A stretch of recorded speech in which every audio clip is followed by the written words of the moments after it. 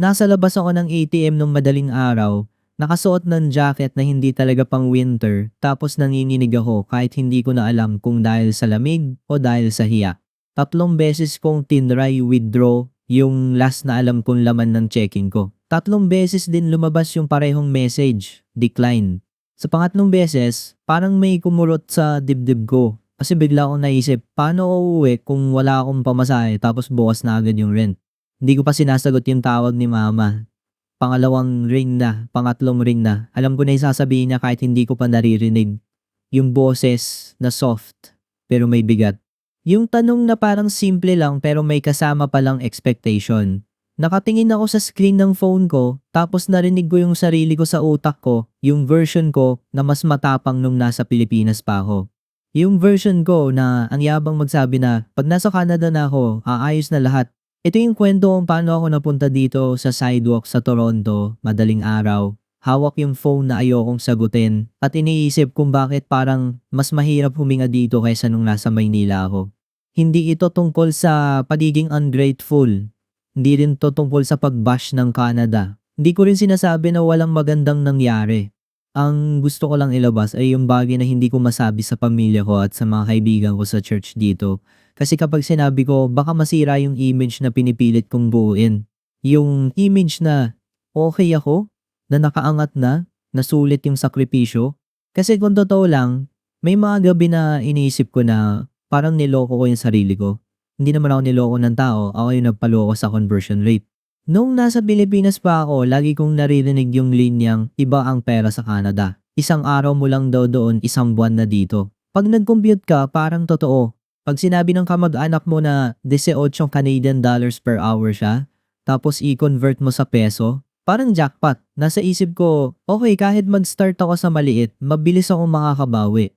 Hindi ko na masyadong inisip yung taxes, yung rent, yung bus, yung pagkain, yung mga damit na kailangan mo para hindi ka lamunin ng lamig. Hindi ko rin inisip yung part na ang bilis maubos ng sweldo dito kasi lahat may bayad at parang lahat urgent. Nag-aral ako sa Pilipinas. Hindi ako proud type na nagbubuhat ng bangko pero may diploma ako, may work experience ako, may routine ako. Hindi ako mayaman pero marunong ako mag-budget.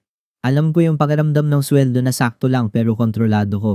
Tapos dumating yung chance na makapunta dito through family support at sariling ipon, tapos lahat ng tao sa paligid ko naging parang iisa ang script. Sabi nila, go na, life-changing yan. Kung hindi mo kukunin, magsisisi ka. Nung landing ko dito, unang shock ko yung hangin. Hindi siya yung lamig lang, parang may tunog yung lamig, parang may sariling ugali. Naka-layered ako pero mali yung layering. Yung gloves ko cute lang, hindi siya functional. Yung boots ko, sabi sa tag na water resistant pero after ilang araw, basa na yung medyas ko pag umuwi ako. Nagstay muna ako sa kamag-anak. Sa isang maliit na apartment sa GTA, hindi ko nasasabihin kung saan mismo. Shared lahat. Shared kitchen, shared bathroom, shared living room, na halos hallway lang. 4 kami sa isang kwarto minsan kasi may bagong dating. Tapos yung couch sa sala naging bed ng isa pa. Walang privacy. Pero sabi ko sa sarili ko, okay lang. Temporary lang naman, tiis muna. First month, hyper ako. Lahat bagong experience. Yung grocery aisles na ang haba. Yung bus na on time pero minsan hindi. Tapos ikaw pa rin yung mali kapag late ka sa work. Yung mga tao na polite pero may distance. Yung pag-check ng payslip na parang adulting sa higher level kasi may deductions na hindi ko pa maintindihan. Pagdating ng unang sweldo ko, tumalon yung puso ko. Malaki sa papel. Malaki kung i-convert. Tapos nagbayad ako ng share sa rent, nagbayad ako ng phone plan, nag-grocery, nag-top up ng transit card, bumili ng winter coat na mas maayos. Pagkatapos nun, nung nag-compute ako, parang may nag-fade na ilaw sa utak ko. Hindi pala ganun kalaki. Kinuha ko yung unang job na available, hindi aligned sa pinag-aralan ko pero kailangan ko ng income. Warehouse, sa gabi. Packaging, scanning, lifting. Paulit-ulit, walang window. Yung ilaw parang lagi kang nasa tanghali kahit 2 AM na. Yung katawan ko nag-adjust pero yung likod ko nagreklamo agad. May mga kasabay ako na galing din sa iba-ibang bansa. Hindi kami close pero may silent understanding. Yung kind of ngiti na alam mong pare-pareho kayong pagod, pare-pareho kayong may pinipigilan na iyak minsan.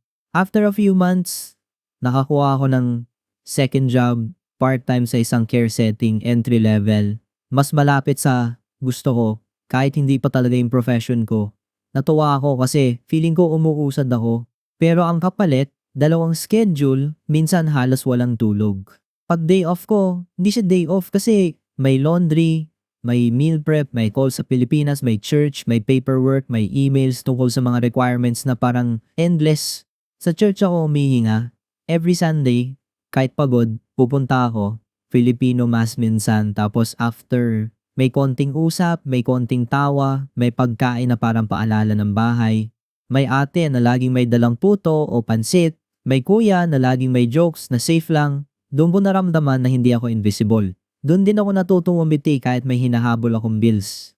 Pero doon din nagsimula yung hidden tension na ayokong aminin kasi habang tumatagal mas dumadami yung message galing sa Pilipinas. Hindi naman sila masama, hindi naman sila demanding in a rude way, pero may pattern. Yung tipong, anak, kamusta? Nakapagpadala ka na ba? Yung tipong, may sakit si ganito, baka pwede. Yung tipong, bayaran na ng tuition ng bunso, ikaw na muna. Yung tipong, tumaas ang kuryente, ikaw na muna. At sa bawat message, may kasama akong guilt. Kasi naiintindihan ko sila. Kasi pamilya ko sila. Kasi nung ako yung nasa Pilipinas, ramdam ko rin yung hirap. Pero dito, hindi nila nakikita yung version ng buhay ko na nagbibilang ng points na nag-iisip kung bibili ba ako ng prutas o mag-noodles na lang. Ang alam lang nila, Canada, dollars, snow, opportunity. Una, kaya ko pa. Nag-send ako. Hindi malaking halaga pero consistent. Noong una kong padala, parang may pride.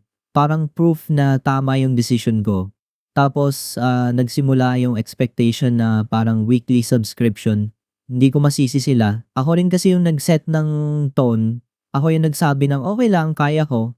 Hindi ko sinabi na halos wala akong natitira after rent. Hindi ko sinabi na yung rent share ko kahit shared na nga, ang bigat pa rin. Hindi ko sinabi na yung groceries dito kung gusto mo ng fresh, kailangan mo ng budget na hindi maliit. Hindi ko sinabi na yung bus fare, kahit maliit per trip, pag daily mo siyang ginagawa, ramdam mo rin. Hindi ko sinabi na ang daming bagay na kailangan mo bilhin para lang maging normal, tulad ng winter boots, jacket, transit pass, mga gamit sa bahay, mga bayad sa documents. Hindi ko rin sinabi yung pet peeve ko na nagiging malaking problema. Yung kasama ko sa bahay, mabait naman pero hindi marunong maglinis. Yung sink namin, laging may nakatambak na plato. Yung microwave laging may talsik ng pagkain. Yung ref namin parang battlefield. Pag uwi ko galing night shift, gusto ko lang sana ng tahimik at malinis na counter para mag-init ng rice. Pero madalas, kailangan ko pa mag-scrub habang antok na antok ako. Maliit na bagay pero pag araw-araw, sumasagad din. Tapos dumating yung araw na hindi ko na pwedeng i-rewind. May email yung landlord. Hindi ko na sasabihin detalye pero in short, tataas yung rent. Hindi pa nga ako stable. Naka 2 jobs na ako pero yung savings ko hindi lumalaki. Pag tinignan mo yung bank app ko parang treadmill. Takbo ka ng takbo pero same spot. That same week, may message si mama ulit, hindi na tungkol sa kuryente, tungkol sa utang. Doon ako natigilan.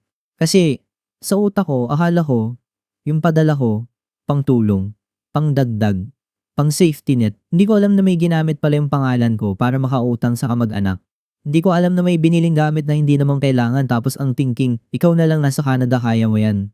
Hindi ko alam na may sinabi pala si mama sa iba na okay na kami, nasa Canada na si anak. Hindi ko alam tapos biglang ako yung sasalo. Walang sumigaw sa akin, walang nagmura, walang nag-threat. Pero yung message ni mama, simple lang, anak kailangan natin bayaran bago lumaki. Yung word na natin, doon ako nasaktan. Kasi ako lang naman yung nandito. Ako yung nagbubuhat. Pero at the same time, anak nga ako, pamilya nga. Hindi ko alam kung paano maging mabait at maging honest at the same time. Nag-reply ako ng, sige ma, try ko. Hindi ko alam bakit ko sinabi yun. Siguro kasi ayokong masira yung image. Siguro kasi takot akong maramdaman nila na nag-fail ako. Siguro kasi pag sinabi kong hindi ko kaya, parang inaamin ko rin na mali yung pagpunta ko dito. Nag-add ako ng extra shifts. Yung katawan ko nag-complain pero pinilit ko. Sa warehouse, nag-volunteer ako sa overtime. Sa care work, kumuha ako ng extra weekends. Naging normal yung mag-coffee na parang tubig. Naging normal yung matulog ng 2 oras tapos babangon ulit. Naging normal yung pag-uwi ko na parang zombie. Tapos magko-compute pa ako ng bills. Nakapagpadala ako, nabawasan yung utang, nakangiti si mama sa video call. Yung bunso nag-thank you, nakahinga ako. Yung katawan ko bumigay. Isang gabi sa warehouse, naglift ako ng box na akala ko magaan. Mali yung posture ko. Narinig ko yung maliit na pop sa likod ko, tapos parang may kuryente na dumaan sa spine ko. Hindi ako bumagsak pero hindi na rin ako makatayo ng tuwid. Tinapos ko yung shift kasi nahihiya ako. Ayaw pa naman sa mga taong nagiging pabigat sa iba tapos bigla akong naging ganun. Pag uwi ko, hirap akong humiga. Pag gising ko, mas masakit. Nag-clinic ako, basic check, pain meds, rest, follow-up. Yung word na rest parang joke. Paano ako mag-rest kung rent day na, kung may padala pa, kung may bills? Dahil may injury, nabawasan yung shifts ko. Hindi ako mapag-overtime. May konting peace kasi napilitan ako matulog. Pero yung bigger consequence, mas maliit yung pay. Nung dumating yung payslip, nag-freeze ako. Parang first time ko ulit makita yung reality. Hindi pala sapat. Hindi pala ako pwedeng mag-act na parang robot. Tao pala ako na pwedeng masaktan. Nag-adjust ako, nag-cut ako ng gastos, noodles ulit, less meat, less coffee, mas madalas canned food. Hindi ako bumili ng kahit anong extra. Hindi na ako sumama sa mga church friends pag may kain sa labas. Lagi ako may excuse. Pag tinanong ako ng tara coffee, sabi ko next time. Yung next time ko naging buwan. Nung akala ko naka-recover na ako, dumating naman yung issue sa bahay. Yung kamag-anak na pinag-stayan ko dati. Kailangan na rin ng space, may ibang family member na darating, kailangan ko na lumipat, walang away, walang drama, pero clear yung message. Time na. Naghanap ako ng room. Hindi ko na alam ilang listing yung tinignan ko. May basement na sobrang liit tapos ang daming rules. May room na okay sana pero malayo sa work. May room na malapit pero mahal. May room na feeling mo safe pero pagdating mo may mold smell. May room na mukhang okay sa pictures pero pagbukas ng pinto parang bodega. Nakatira ako ngayon sa isang shared house. Hindi siya terrible pero hindi siya home. May room ako na kasya ang single bed at maliit na desk. Yung window ko maliit pero pinipilit kong maglagay ng plant na hindi mamatay. Hobby ko dati sa Pilipinas yung mag-tinker ng plants pati magluto. Dito, hirap magluto kapag shared kitchen.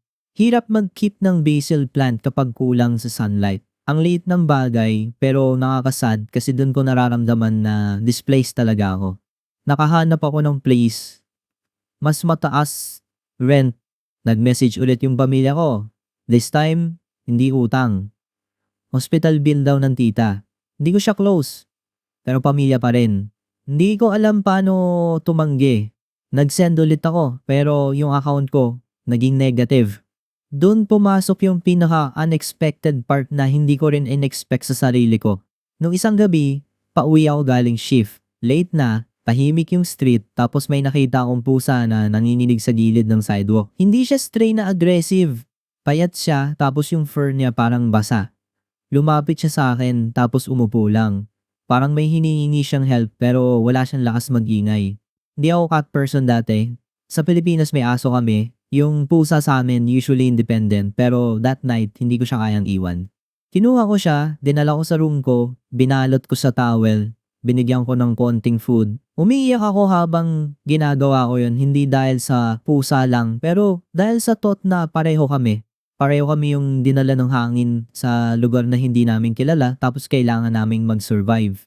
Kinabukasan, nalaman ng housemate ko, no pets daw, ayaw ng landlord. Kailangan ko daw alisin, nakiusap ako. Sabi ko, temporary lang hanggang makahanap ako ng shelter. Pero may takot sila, may rules sila, may sariling stress din sila, hindi ko sila pwedeng sisihin. May friends sa church na may kakilala na pwedeng mag-foster. Parang nawala yung maliit kong sandalan. Kasi that cat, kahit ilang araw lang siya sa room ko, parang naging dahilan siya para umiyak ako ng tunay. Para aminin ko na pagod na ako. Para aminin ko na hindi ko alam kung hanggang kailan ko kaya. Dumating yung point na yung katawan ko okay na ulit, pero yung utak ko parang laging on edge.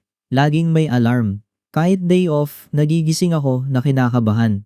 Pag may notification sa phone, kumakabog dibdib ko. Iniisip ko, landlord ba to, family ba to, work ba to? Tapos dumating yung gabi na bumalik ako sa cold open, rent day. Nagbayad ako, natira halos wala. Tapos may message si mama, simple lang, anak nakapagpadala ka na ba? Yung bunso kasi may bayarin sa school. Hindi ko sinagot agad. Naglakad ako papunta sa ATM kasi iniisip ko baka may cash pa sa account ko na hindi nag-reflect sa app. Parang desperate, parang bargaining, parang ayokong maniwala sa numbers. Declined, declined, declined. Tapos tumawag si mama. Sagot ko, "Ma," sabi ko, "pasensya na. Hindi ako makakapagpadala ngayon." Tahimik siya sa kabilang line.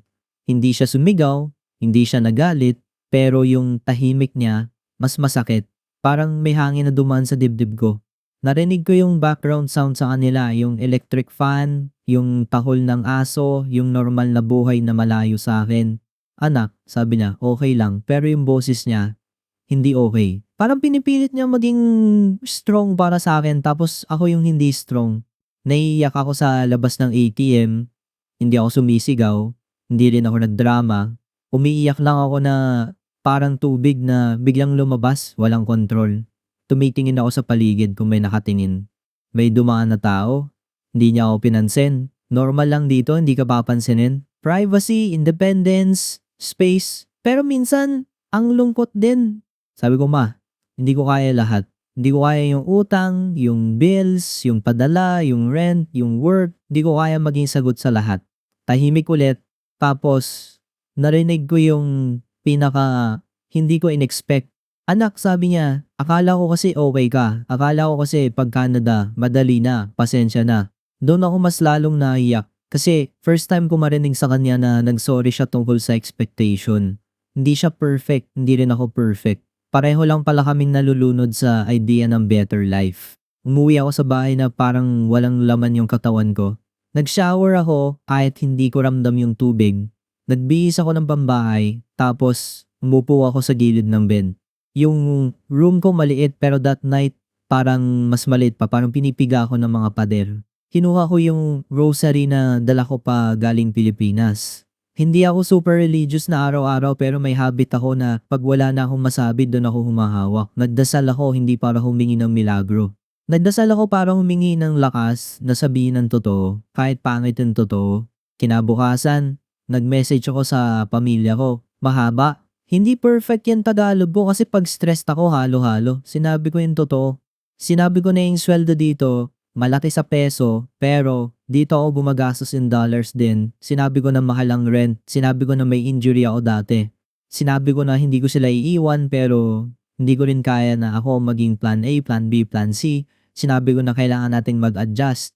In fairness, hindi nila ako tinapon, hindi nila ako tinawag na madamot. May konting guilt pa rin kasi pamilya, pero may shift. Yung bunso, nag-message sa akin privately. Sabi niya, "Kuya, sorry kung dagdag ako." Mag-part-time daw siya, magtitipid daw siya. Yung tita ko nag-message din. Sabi niya, hindi niya alam na ganito kahirap. Yung mga kamag-anak na mahilig mag-comment noon na, "Wow, Canada, tumahimik."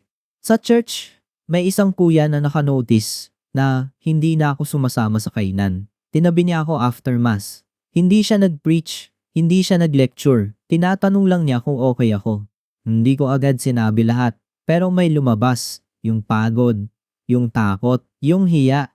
Sabi niya, "Alam mo marami sa atin dumaan dyan. Yung conversion rate yung unang panaginip. Tapos dito mo malalaman yung totoong presyo ng pera, hindi lang sa grocery.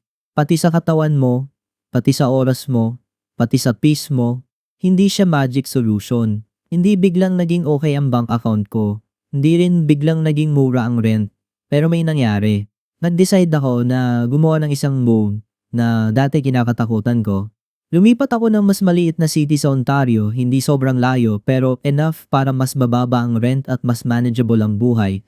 Naghanap ako ng work na mas stable, less physical strain. Nag-apply ako sa bridging steps para sa profession ko. Kahit mabagal, kahit maraming requirements. Nag-set ako ng schedule na may tunay na pahinga. Hindi perfect pero mas tao.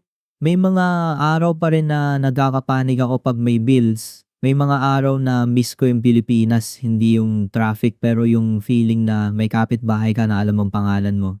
May mga araw na naiinggit ako sa mga kabatch ko dito na parang smooth ang path nila.